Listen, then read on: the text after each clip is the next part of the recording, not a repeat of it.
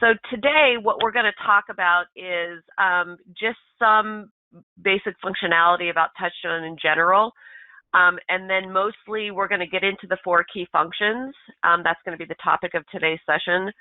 When we discuss one of the topics, I'm going to show technically how to run and operate the 4 key functions and all the features and functionality that exist. And then I'm also going to talk about strategically, like what to be thinking about and methodologies for creating your 4 key functions. And then we'll always end with what I call the process of the week. So I pick processes from our library, and I'll show you those processes, highlight those, and talk about how you can implement and use them inside your TouchStone account. So what you're looking at now is called the dashboard.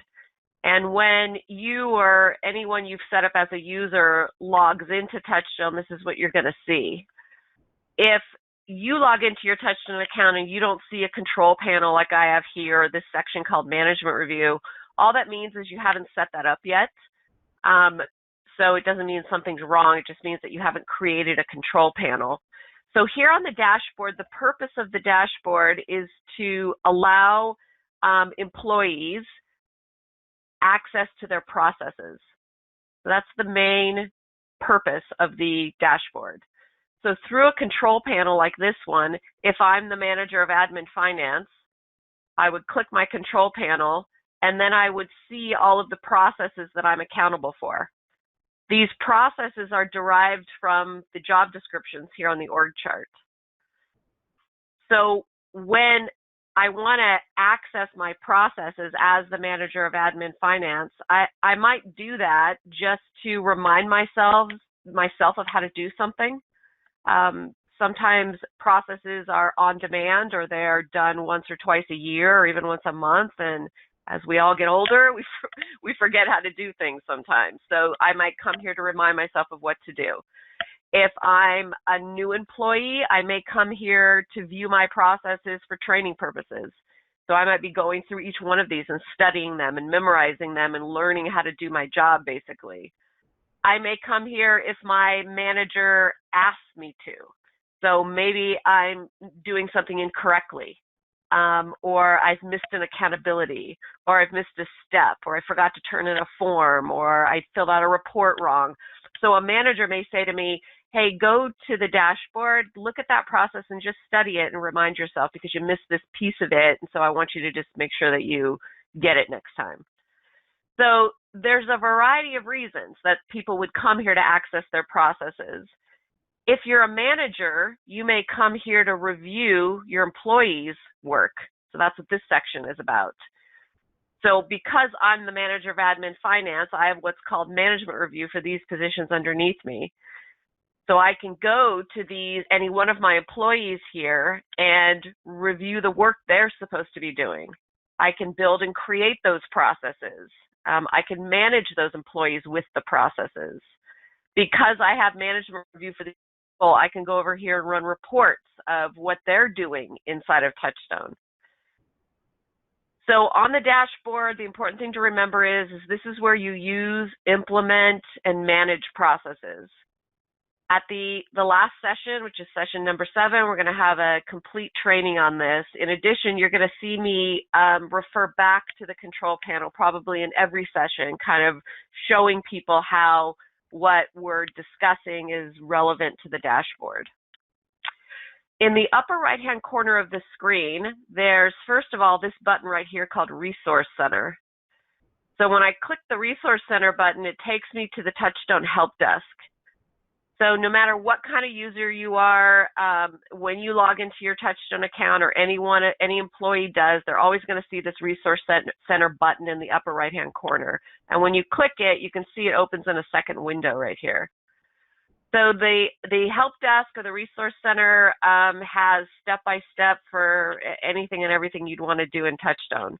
So right here in the User Guides area, there's an outline of every part of TouchStone, and then when you click on this, it takes you to a step-by-step and sometimes even a video like this one. So also you can search the knowledge base for what you're looking for, and then it'll pull you to the user guide area and give you the step-by-step for what you're searching for, and even sometimes little videos. There's strategy webinars here in the webinar section. This is just ways for you to learn more about TouchStone. There's a video section that has getting started videos if you're brand new to TouchStone, how-to videos. There's also this section called Process of the Week. Inside of the line here, so this is the different subjects of the Process of the Week videos. When you click on those, like Guiding the Business here, you're going to see a whole list of topics. These are short little 10-minute videos at the most, which talk about how to implement and use library processes. So this is like the one-on-one meeting process. You can download that from our library, and you can watch a little video on how to use it. And there's a lot of these videos. So if you have downloaded a library process and you just want some more information on how to use it, then you can go to these videos. Just a couple more things here. There's this button called Support Plus. This is a quick way to get a hold of us. You can hit Contact Support and then fill this support form out and hit Send, and then someone will get back to you and answer your question. You can fill this contact support message out if you just need help with something. Training's always free. So if you having an issue, you want someone from our team to look at something you've done in your account and just give you some feedback, just send us a quick message and someone will get back to you. Also under Support Plus here, you can register for the weekly drop-in calls if you haven't heard about those. The weekly drop-in calls are meant to be more interactive than this session. There isn't exactly a fixed topic that you're going through like we do in the technical training series. You may hear other people asking questions. You can bring questions. Sometimes it's just an interactive discussion about something in TouchStone. And then other times, if people don't have questions, whoever's running this will just launch into a training topic. So if you register for this, it's the same as the technical training series. You get an email, you can show up or not show up. And then here is where I was referring to if you have another employee or anyone else that you want to join this session, you want them to get a reminder, you can just send them here to register. So I'm going to close this out and go back to TouchStone. Also, all the way in the upper right-hand corner of your screen here, this little person icon, when you click this, it's going to show you your username and give you access to your password. So right here. So if you want to reset your password or remind yourself what your username is, that's a quick way to get to that. If you're an administrator, then you're going to see this little wheel icon right here, which is called Account Administration. If you don't see this wheel icon, then it means you're not an administrator. But if you are and you do see it, this can take you to the admin area in TouchStone. So this is where you set up your users for the system. You create user names and passwords. This is where you assign control panels right here, where you set user access. There's a whole series of things that happens here in account administration, and we're going to have a session just going through this specifically. If you do have questions about setting up users and how to restrict access and things like that, go to the Resource Center because there's a lot of information in there about that. One thing I just want to point out here before we move on is in 2020, you have unlimited users. So it's a gift or something we've decided to offer to all of our TouchStone users during this difficult year for everyone. Because you have an account in 2020, you'll never pay more for adding users to your system. So if you've been wanting to set people up with control panels or give them access to TouchStone and you haven't done that because you didn't want to pay for more users, now's the time to go and just upgrade your users right here. And there is money here associated with this, but this doesn't pertain to anyone. You can upgrade to whatever level you want, and you're never going to pay more. So I'm going to go back here to the dashboard. So here on the dashboard, if you look to the left-hand side, which is right here, this is the navigation. And from this left-hand side of your screen, you can access your 4 key functions. You can access your org chart. You can run reports. Reports are going to search for things that have been completed in the control panel or in the management review. So that's what the reports are about. And then this search button allows you just to search for processes or work plans or checklists, anything that you want to see if it's been lost, or I'm sorry, if it's been lost, if you've forgotten where you put it, or if it exists, you can type in the name in the search and then find where it is. So I'm going to go here to the 4 key functions, and then I'm going to click on guiding the business. Oops. So now we're in the 4 key functions. What the 4 key functions is about is it's a place where all of your processes are listed. So every process that you would ever have in your system is on the 4 key functions in one place or another. The 4 key functions is like an outline. If you think of your business as a whole, like you're looking down on it from above, like a landscape, and you imagine it this big circle, say, and then you cut it into 4 parts. That's what the 4 key functions is. The 4 key functions gives you a way to view your process or your business as a set of processes.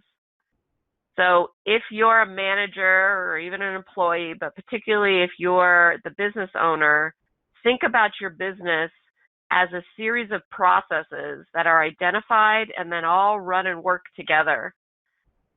If having this ability to kind of relieve your mind of the people and the personalities and everything that maybe you viewed your business as up to this point, and view it as a series of processes that all run and work together. It's like this machine with wheels and connections. And that's what the 4 key functions gives you. It gives you this objective view of the business in a really practical way. All it is a series of processes that people are running and operating that work together and that produce results. If you see your business like this, sometimes even for the first time, or your department, it gives you a level of control that maybe you haven't had before. So what I mean is, if I can view my business as a series of processes that all run and work together and produce results, if I don't like the results that are being achieved, then I can change the process and therefore improve those results. I can alleviate frustrations or issues that I have by implementing a process. So it's another mindset, and it's a great mindset to learn because it gives you a level of control that you may not have had before. So the 4 key functions, as we've titled them, are called guiding the business, getting the business, running the business, and doing the business. So I see the 4 right here on the left-hand side, and then I see them also in this folder view. Guiding the business, as we define it, is for processes you use to guide your company and your people. So it's strategic processes, it's employee management processes, it's the processes you use to guide. Getting the business is for all of your advertising, sales, and marketing, strategic marketing processes. So it's the way you get new business in the door. It's the way you generate leads and the way you convert those leads. Once a lead has been converted or generated, then it needs to be those products or services need to be delivered.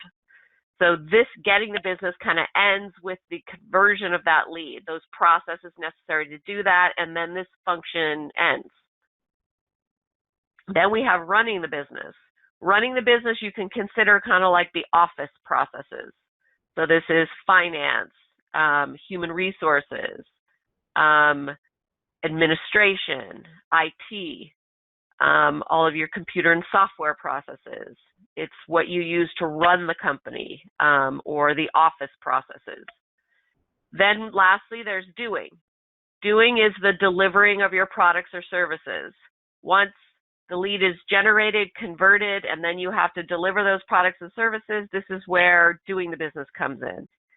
So this is considered, in other terms, operations, service delivery, production.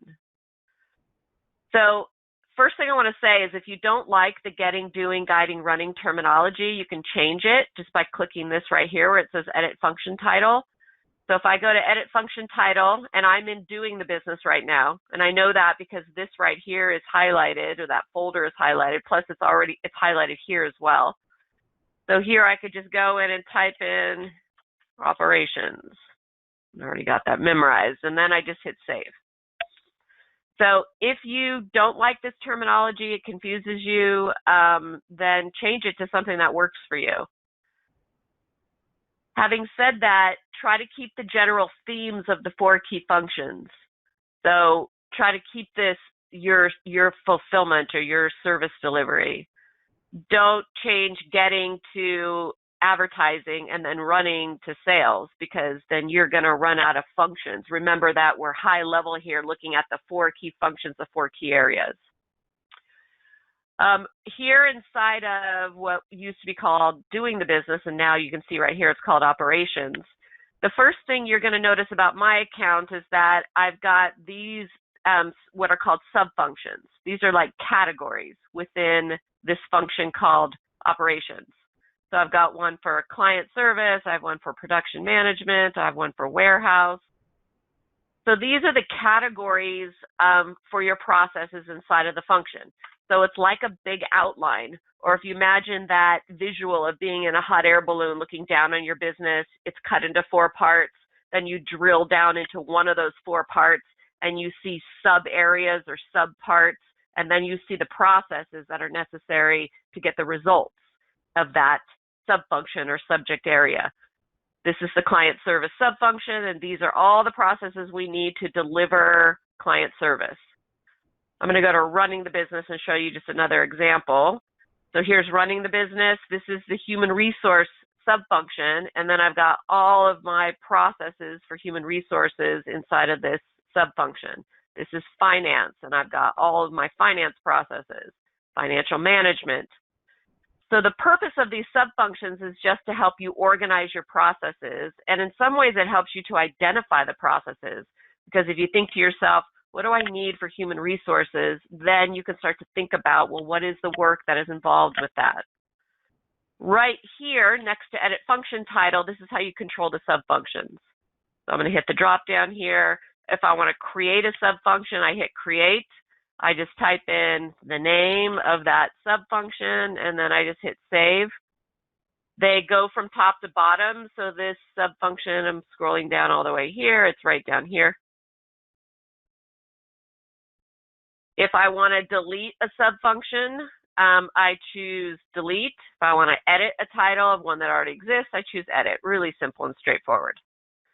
Another technique you can use here just to be able to see this more clearly is you can go all the way to the right here and hit where it says Collapse Expand. So now I'm just seeing all my sub-functions here. So if you've got your sub-functions already built, you've got a long list of processes, and you're tired of like scrolling through them all the time, just collapse it, and now I'm seeing just the sub-functions. And then if I hit this one, it's going to open and just show me what's inside of this sub-function. I can also reorder sub-functions by dragging and dropping.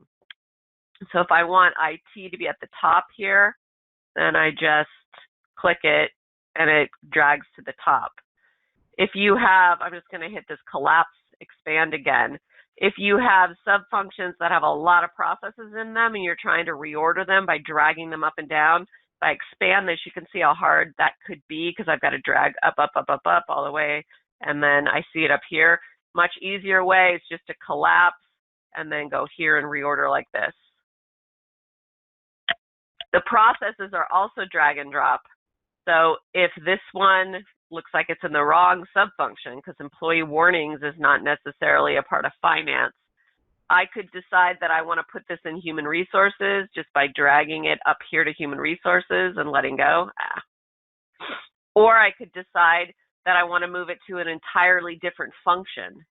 So let's say that I don't want this to be inside of running the business at all. I really think it's a management process that I want over here. All you have to do is take this and drag it on top of the key function you want to move it into, let go. Now TouchStone's asking me which sub-function do you want this to go into inside of guiding the business. So I choose employee management, and then I hit move. So now that process is gone from running the business, and now it is in guiding the business. So you can move processes around just by dragging and dropping within one sub-function like this one, or from one sub-function to another, or you can take it completely out of a key function and move it into another. 9 times out of 10, if you're wondering how to reorder something, it's always drag and drop. After sub-functions, if you go to the right here again, this is how you add processes. So if I click process and go create, now this is where I put in the name of the process. And then right here is how I tell TouchStone which sub-function to put it in. So here I put in the name of the process. And then here I hit the drop down. TouchStone's asking me where do you want it on the 4 key functions. What sub-function I mean. I choose the sub-function, I hit save. So really easy to add processes. Right here, processes create, that's how you add them. If you want to delete a process, also easy. I just hit delete. Now I hit the drop down here, and I'm going to see a list of all my processes that are in this function. So remember, we're in running the business. So I see all of these in alphabetical order. I would go to the process that I want to delete, and then I hit delete. Only administrators can delete things. So when you set your employees up in TouchStone, even if you make them create users, which means that they can add processes to their job description, they can add work plans, they can add content, but they won't be able to delete anything. So that's just a safety net to make sure that only administrators are the ones that delete or can delete. Right to the right of this process button, you see our library. So this is how you gain access to the library. The libraries are a set of pre-built processes that you can download into your account. So we have 2 libraries currently. There's the general process library, which has been around since the beginning, and then we've added this virtual office processes. If I click the general process library, here's where you can see a list of the processes that are available in the library. I'm inside of running the business right now, so I'm only seeing processes that are related to running the business. So these are going to be human resource, finance, administrative processes. So every function has its own library. So make sure you go to every function and view the library. If I want to add a process from the library, I find it on the list. I click this little check mark. If the process is grayed out like this one is, it means it's already in my account. So the TouchStone doesn't let you add duplicates from the library. So click this little flag up here. I can put it in the correct sub-function. You can always drag and drop it if you make a mistake here, but this allows you to point that process directly to the sub-function. Then I just hit copy, and then TouchStone adds the process. It'll appear on the bottom of the sub-function of the list that you've added to. This is a good question that I'm going to answer because I was going to say this anyway. Someone's asking about the color coding and the little P's. The color coding shows you basically the completion of the process. So this process right here is blue, and when I click on it, all that means is that it's got something in it. So if a process is blue, you know it's got some content in it. Either you have added that content, so you built a work plan like this one, and then TouchStone automatically turns it blue, or you've downloaded it from the library and it's blue, letting you know it has some content in it. So this is just a work plan, step by step, or how to handle it when employees show up late. Once you're finished with a process, so you've decided, I built this work plan, this is great, it's good to go, then you could fill this little box in that says process documentation completed. And then when I go back here to the 4 functions, then this process is black now. So this allows you to see the completion or the state of the process. I'm going to go to another key function here to see if I can find a red one. When a process is red, I'm going to scroll down here and see if I see one like this one. That means there's nothing in it. So if I click this red process and then you look inside this process, there's no work plans or checklists or anything in it. This is what it looks like when it's not been started yet. So red means there's nothing in this process. It's just a title. Blue means there's something in it. Somebody started to document it. And then black means you've finished it. When you turn a process black, like this one say, you can always go and unmark it as complete. So if I mark the sales follow-up process as complete and then I decide I want to change it, it's not good enough, I want to add something to it, I can uncheck it temporarily, and then TouchStone turns the process blue again, and then when I'm finished with it again, then I can turn it back black. So the turning black of the process is completely, it's manual, you decide. Another feature that you'll see in the 4 key functions is those little P's, which means the process has been made public. And you do that by clicking this little icon here that says make process public and available to all users. So if I go to the dashboard here, you see this area to the left or to the right called public. These processes have been marked as public, so someone has checked off that little public button and put them in the public folder. What that means is they're available to everybody who has access to TouchStone. So normally inside of TouchStone, when you give someone access, you're going to give them access to their job description, their box on the org chart. Like I have access to this position, which is a box on the org chart. That gives me access to all the processes on this job description. If Mary was to log in here, she's going to have access to all the processes on the bookkeeper's job description, but she's not going to be able to see the customer service processes or my processes. She only sees what's on her job description. But any process that's been made public, everybody sees. Doesn't matter whose job description it's on. In fact, it shouldn't be on anybody's job description if it's in the public folder because it's available to everyone here. So make processes public that are company-wide information. So they could be HR things like the employee handbook or how to request a vacation or what happens when you get fired, or safety and security things like emergencies and injuries, employee satisfaction surveys. That's everybody fills those out at one point during the year. Strategic things like the management philosophy or even the business's vision or strategic target. Time management. If you have like company-wide meetings where you're doing company-wide trainings, you can take the information from those trainings, load it into TouchStone, and make it a public process. And then if anyone wants to ever review those things, they can see them.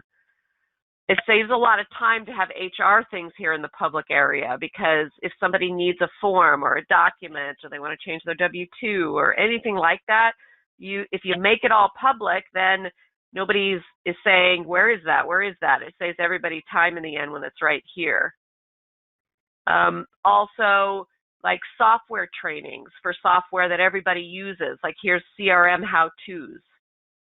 So everybody uses the CRM. Everybody needs to be trained in that. People have questions about how to add a lead, how to do this or that. They can always go here and find that, the answer to that. When somebody selects something from the public folder, it opens it in read-only view. So if I go here like to this one, employee satisfaction surveys, now I can see these documents, the surveys that have been completed or created in this process. And if I click one of them, now I can fill this survey out. And then I can save it, and it date and time stamps it and saves a copy of this back to TouchStone. Now, just like in the dashboard, if I complete a process like this in the public folder or area, the only people who can see what I've completed here are me and my manager. So even though it's public, It doesn't mean when someone goes in and completes something inside of it that everybody can see it. The only thing everybody can see is the content. Only me and my manager can see how I filled the form out. And we see that by running a report here. So there's going to be more about the public folder as we get further into the training sessions. But the thing to remember in terms of the 4 key functions is you click the process to make the process public, and then once it's been made public, you see it's public with these little P's. So let's talk about some methodologies for creating your 4 key functions, so ways of approaching it. The first thing I think is good to do when you start in on your 4 key functions, or if you've had your TouchStone account for a while and you want to go in and clean it up, the best thing to do is to start one function at a time and to first focus on the sub-functions. So I'm going to collapse this so you can see what I mean. So if I was going to work on running the business, I would first make sure that I've got my sub-functions right here, that I like them. Inside of running the business, sub-functions that are typical are going to be human resources. I think HR is always a sub-function that I would normally see in running. IT, another one. Finance or bookkeeping. Financial management.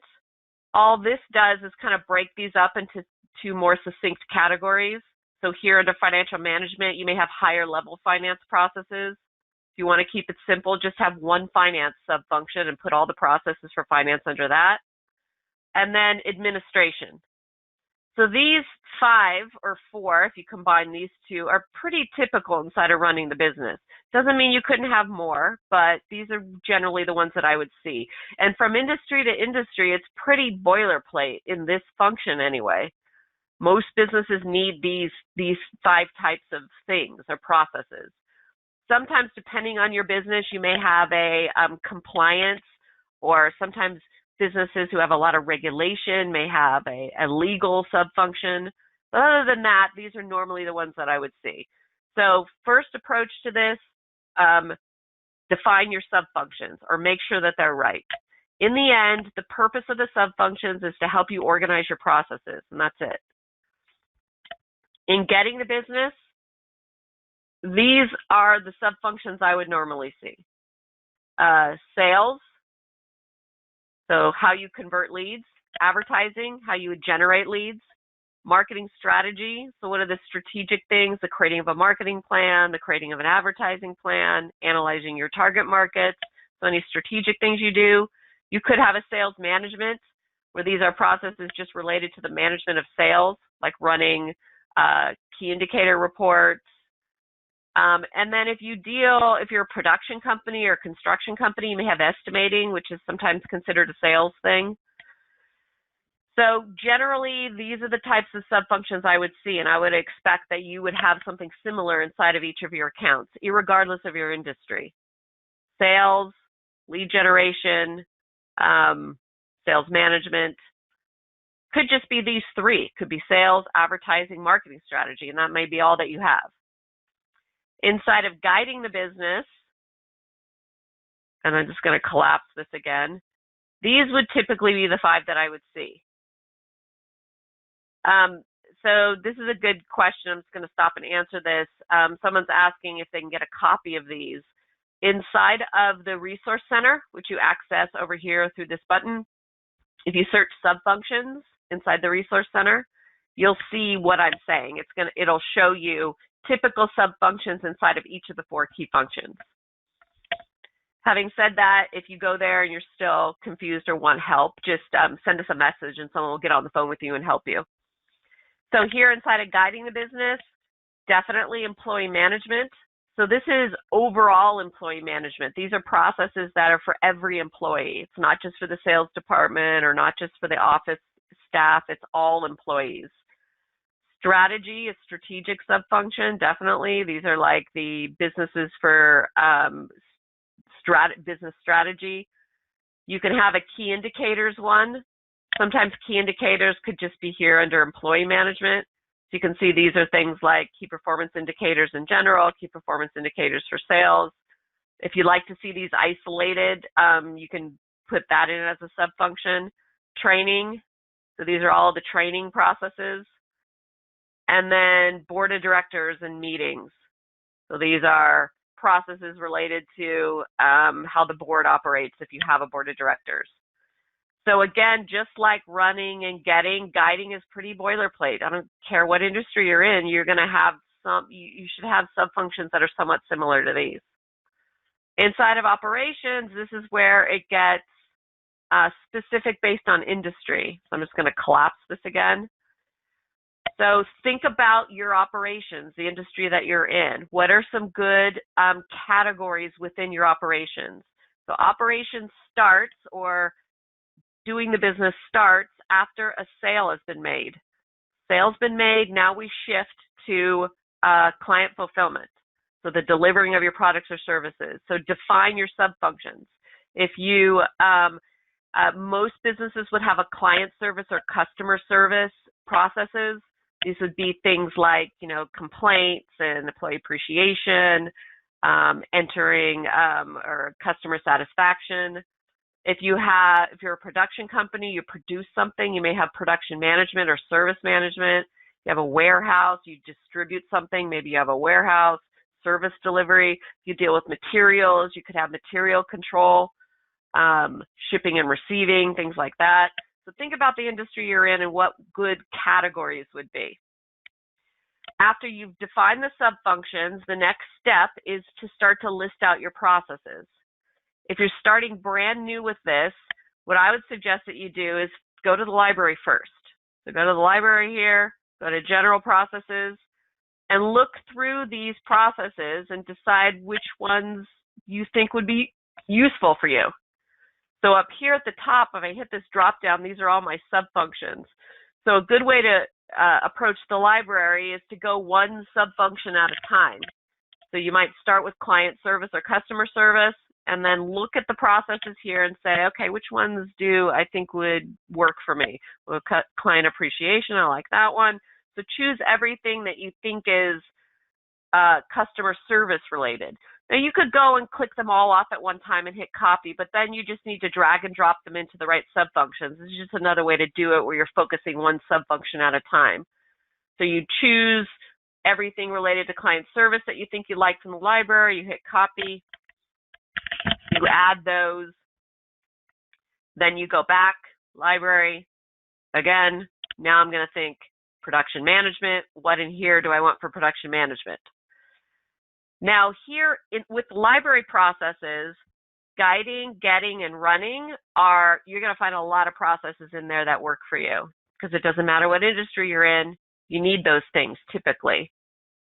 Here in operations or doing the business, you may not find a whole lot that are specifically relevant to your industry. So if you're finding less here, it's going to probably be more in the client service area or customer service. But in these three, you're going to find a lot. So first step, define your sub-functions. Second step, go to the library and download the processes you want. After you've downloaded the library processes, and this is an important step, so for those of you who have already done step 1 and 2, like you've already downloaded library processes, you've had your account for a while, you've been working on this already, after you've downloaded the library processes, and for those of you who haven't done this yet, go to those processes and look at them before you add anything else. After you do the library processes, and I would do this one sub-function at a time. So I went here to doing the business, I downloaded these 2 processes, now I'm going to look at them, and I'm going to look at them and I'm going to decide, is this something that I'm going to use? When you look at the title of a library process, once you downloaded it and look at it, you might decide this is not what I thought it was, I'm not going to use this. Or on the other hand, you may look at it and say, oh, this is great, let's keep it. I can edit and change this and make it my own, and it's going to get me a great head start. If that's what you think when you look at it, then keep it. On the other hand, if you look at it and you think, this is so off track from what I thought it was, or it's going to take more time for me to edit this and make it my own than it would be just to start from scratch, or you look at it and say, boy, this is a good idea, but I just do not have time for this right now, then I would suggest you delete it. So look at it means go through the work plan, scripts, checklists, decide if you want to keep it or not. And that decision may be based on the fact that it doesn't work for you, or I think what is more prominent is that people can decide this isn't something I'm going to use right now. I like it, but not right now. Then if that's the case, go processes, delete, hit the drop down, find the process you want to delete, and then hit delete. If you delete a library process, it puts it back into the library. So TouchStone puts it back into the library. So if I go back here to general, you can see it's right here again. So delete the library processes, definitely.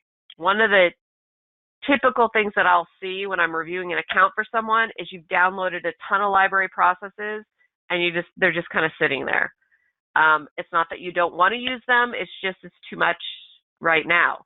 So clean up your 4 key functions by getting rid of library processes that aren't a priority right now or you're not going to use.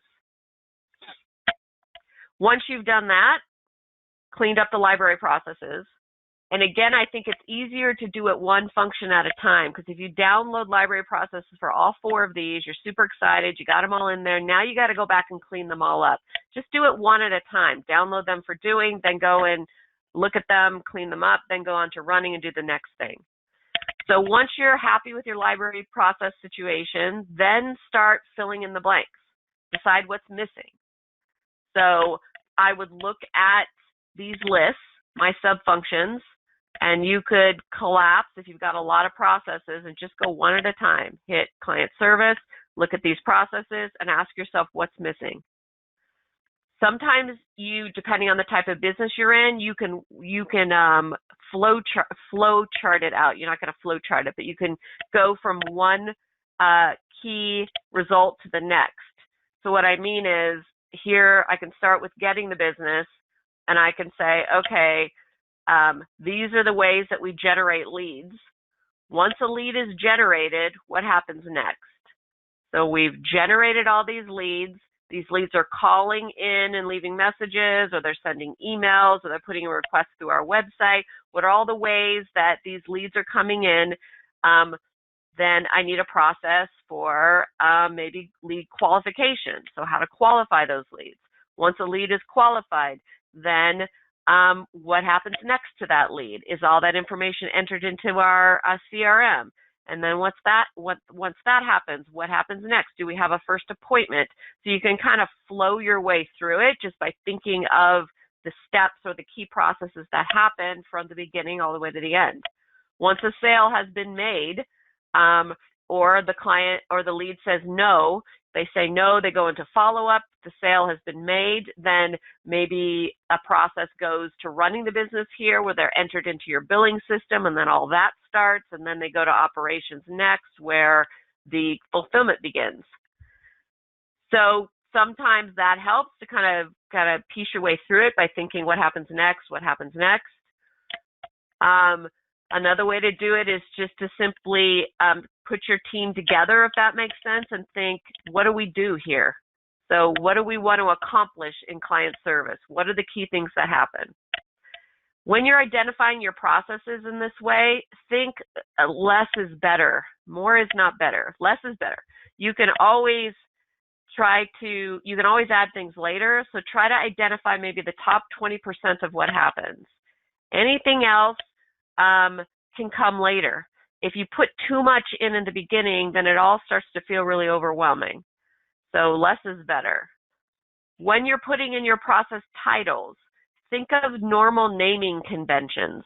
So you see here, I've got customer complaints. 2 words. It's a title. Each word has a capital letter. So this is a normal naming convention. Some people, just because it's personal preference, like things all caps. But that's not a normal naming convention. So the issue with that is one person might add them in all caps and the other person's all lowercase. So think about what your normal naming convention is going to be. And I would suggest keep it what it normally is. You're going to download library processes here, and they are in this fashion, but keep it one way or the other. Think of it as a title: customer complaints, reputation monitoring, customer satisfaction, scheduling. So these are titles. They're not sentences or phrases. If I click this customer complaint process, this is a phrase, or what we call the objective of the process: resolve and learn from each customer complaint through efficient follow-up and distribution of information. Sometimes when I'm looking at people's accounts, this is the title: resolve and learn from each customer complaint. Like, that's the title. So if anybody's done it like this, then correct that. Just think about, what is the name of this? What is the title of this? And then put that in as the title here. And then if they do have a sentence or a phrase like this one, make that the objective. You're going to see really quickly, just by glancing through your 4 key functions, if you've had TouchStone for a while, if people are making this mistake. So it should be 2 or 3 words at the most. Also, when you're titling things, think of the subject, not the verb or the adjective. I wouldn't call this satisfying customers. I would call it customer satisfaction. I wouldn't call this appreciate customers. You call it customer appreciation. And the reason is, when I'm trying to find something, I'm going to think the subject first, and I'm going to think the adjective or the verb later. So when you're searching, you're going to think subject first. There is a technique to deciding what is a process and what is a tool inside of a process. So let's talk about that just for a minute. So I'm going to go to running the business here. So if you think about the 4 functions hierarchy, we've got the 4 main areas up here. These are big, broad subjects. Then we drill down into sub-functions or sub-areas, like human resources, for example. And then we see processes that are necessary for that particular subject, so everything I need for human resources. Then when I select that process, I'm seeing everything necessary to do employee onboarding here inside this process. So we've got preparing for a new employee, we've got the first day of training, what happens in 30 days, 60 days, with the result of all of this being create a welcoming work environment, fully equipped with workspace, and clear training schedule for new employees. That's the result of onboarding. Everything I need to do employee onboarding is inside of this process. So you can see it from this trail here too. 4 key functions: running, human resources, employee onboarding. And then if we loop down here, we see all the tools, process tools necessary to do onboarding. Now, if I made human resources the key function, you can see the issue with that. It's too narrow. I need something broader. I need the office processes, in which human resources is a piece of that. If I made new employee onboarding the sub-function instead of human resources, well, that again is too narrow, because human resources is a big area of which employee onboarding is a piece of. In addition, if I made a process called new employee preparation or first day training, that again can be too narrow, because inside of a new employee onboarding, everything I need to do that should be here. So let me show you another example, because this is the trickiest part of building your 4 key functions. Let's look at another more straightforward example. Here's finance. Here's accounts payable. So finance is the sub-function. These are all the processes. Accounts payable is a process in finance. If I click accounts payable, everything I need to do accounts payable is all inside this process. How you deposit checks, how you do bank deposits, how do you do invoices, special invoices. Everything I need to know how to pay people is here. So if I had made all of these processes, check deposits, bank deposits, there's nothing necessarily wrong with that, other than the fact that it just creates more processes. So if I had all 6 of these processes in the finance subfunction, I'm going to have, and I did that for every process, here in finance, instead of having maybe 10 processes here, I'm going to have 20 or 30 processes. Again, nothing necessarily wrong with that other than the fact that it just makes more, which can sometimes feel even more overwhelming and more confusing. So combine things when you're able to. Put things that are related to this subject called accounts payable all underneath here. Now, another thing that makes this tricky is you want to remember that when you're linking a process to a job description, like you assign accountability of this process, you're linking the whole process, not work plans within it, the whole process. So if you do this accounts payable like this, for example, and there's one employee who does these 3 things and the other that does these 3 things, well, this process accounts payable will have to be linked to both of their job descriptions, which isn't a huge deal. The only time it becomes a big deal is when it's confidential how these 3 things are done versus how these 3 things are done. And only the controller can know these things, whereas the bookkeeper can't know these things. Well, if that's the case, then you got to break it apart and make it 2 processes. But other than that, unless that's the situation, it's better to combine like results, combine things that are related, because it makes it more compact, it makes it easier to find things. I know everything I need for accounts payable is right here. So it's not always as complicated as this, because sometimes processes just have one work plan. I mean, sometimes it's as simple as that. But there are other times when there are multiple things that happen or multiple workflows within a process. This is a good question. So everything you're seeing in my account is from the library. So I don't have to send you copies of what you're seeing here for the person who's asking that. Everything you're seeing here has come from the library here in one of the key functions. So you can, anything you're seeing here, just go into, think about what subject it is. Like I'm in running the business here, so if this onboarding process is something you want, well, it's in the running the business library. And then you can go to the library and download it. If you can't find something that you think is in the library, but you're looking around, you can't find it, just send us a message and I'll point you to where it is, or somebody will. All right. So this is a good question too. I'm going to talk a little bit more about this when we get to the process tools page, but someone's asking if you have combined things and you want to make them 2, I'm paraphrasing, but you want to make it 2 separate processes instead of 1.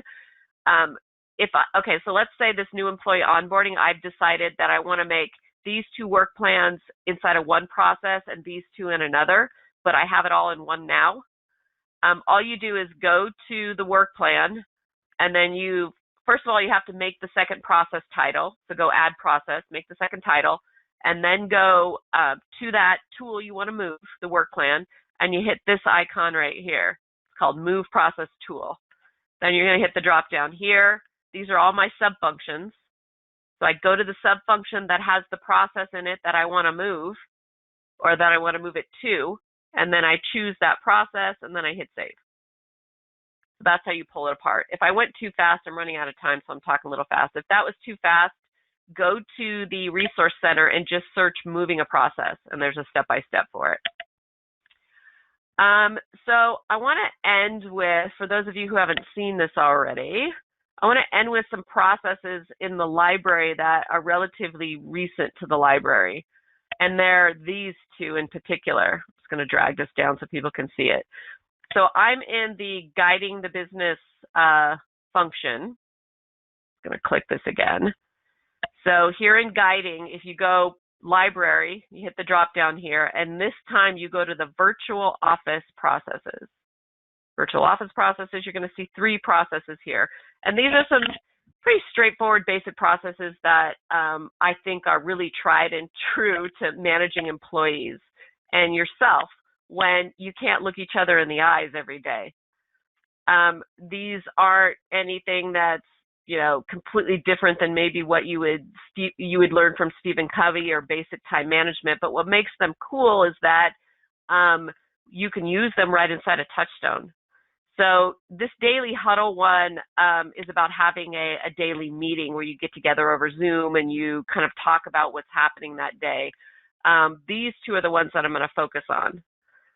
So this one is called daily planning. And I'm just going to click this and show you.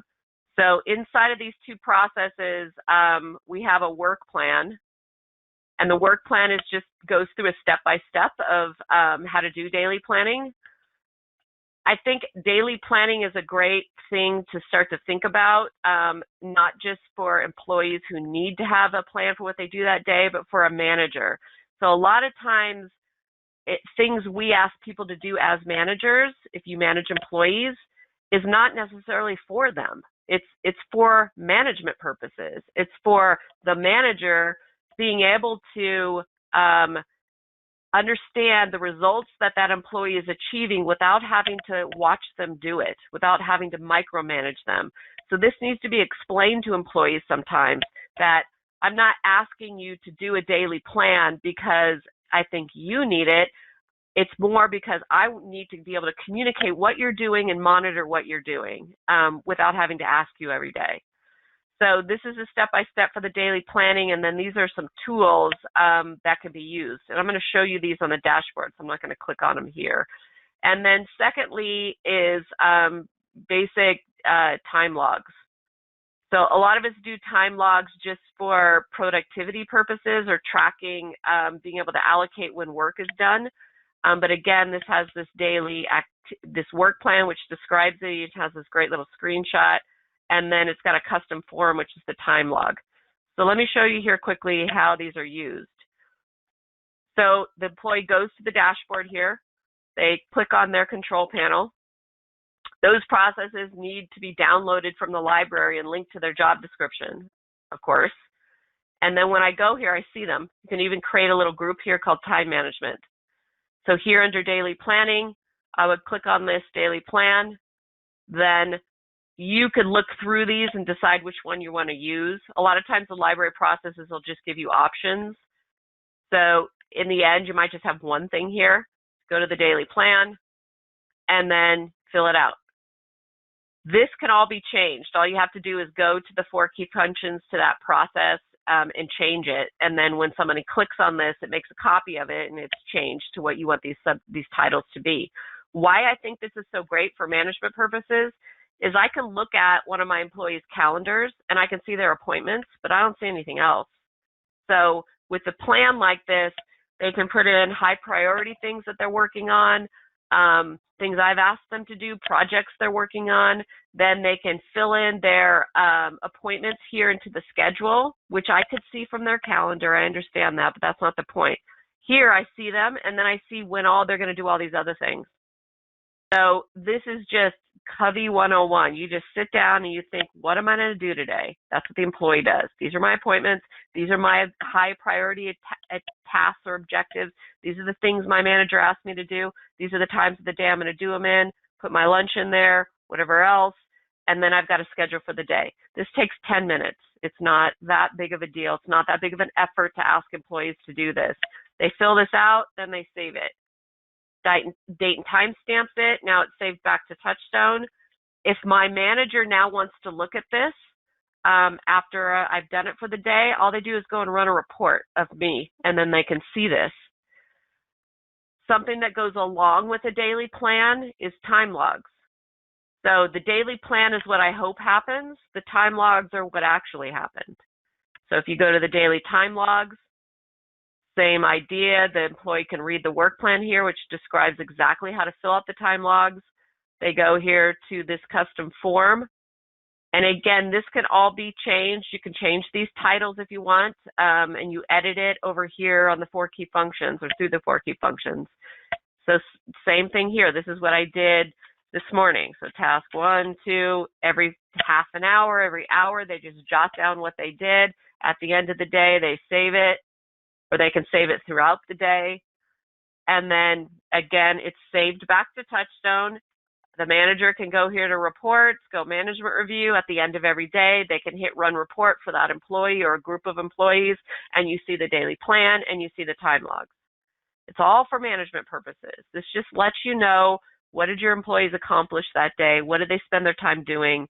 If there are issues, they're being interrupted, there's lack of efficiency, they're doing things that they shouldn't be doing, like because they feel like they have to do them because someone else dropped the ball, you're going to have a lens into this like you didn't have before, and it really helps when people are working from home. So next week, we're going to talk about the organization chart.